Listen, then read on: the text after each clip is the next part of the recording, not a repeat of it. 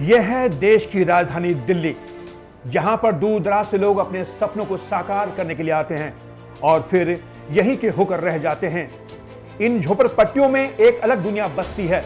इन झुग्गियों में रहने वाले लोग मेहनत मजदूरी करके अपने परिवार का पेट पालते हैं, लेकिन सुप्रीम कोर्ट के आदेश के बाद से इन झुग्गियों में रहने वाले लोगों पर बेघर होने की तलवार लटकने लगी थी। फरमान आया तोड़ने का, दिल्ली को साफ सुथरा बनाने का।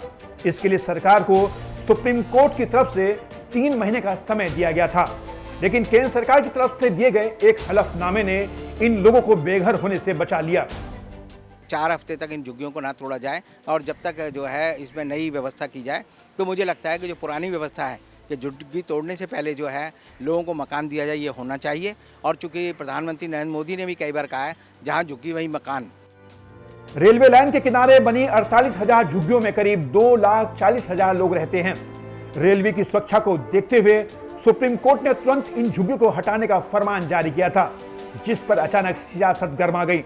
दिल्ली में आप पार्टी की सरकार से लेकर कांग्रेस और भाजपा इन झुग्गियों को बचाने की मुहिम में जुट गई।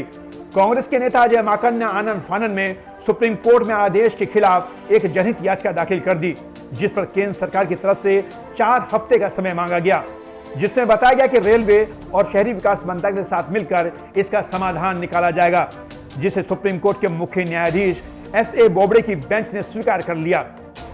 कांग्रेस और बीजेपी और आप पार्टी तीनों इसमें इसलिए शामिल हैं क्योंकि ये पिटीशन जो है वो रेलवे विभाग की थी कि इन झुग्गियों को हटाना है, और इसलिए अजय माकन जो कांग्रेस के महासचिव हैं उन्होंने पिटीशन डाली कि भाई ये झुग्गियाँ ना गिराई जाएँ, और आप पार्टी का भी यही रुख था। सुप्रीम कोर्ट ने केंद्र सरकार को 4 हफ्तों का समय देते हुए इन झुग्गियों में रहने वाले लोगों के वैकल्पिक व्यवस्था करने का आदेश जारी किया है। रेलवे लाइन के किनारे बनी 48,000 झुग्गियों में रहने वाले 2,40,000 लोगों को सुप्रीम कोर्ट का एक आदेश बेघर होने से बचा लेता है। लेकिन सबसे बड़ा सवाल खड़ा ये होता है कि आखिर ये झुग्गियां कैसे बन जाती है, इनको बनाने वाले कौन लोग हैं। तो आइए हम आपको बताते हैं। ये झुग्गियां बनती नहीं बल्कि बनाई जाती है, और इनको बनाने वाले वो तमाम पॉलिटिकल पार्टी के नेता हैं जो अपने वोट बैंक के खातिर इन झुग्गियों को बसा तो लेते हैं, बाद में जब तोड़ने की बारी जब आती है तो मसीहा बनकर सामने आ जाते हैं।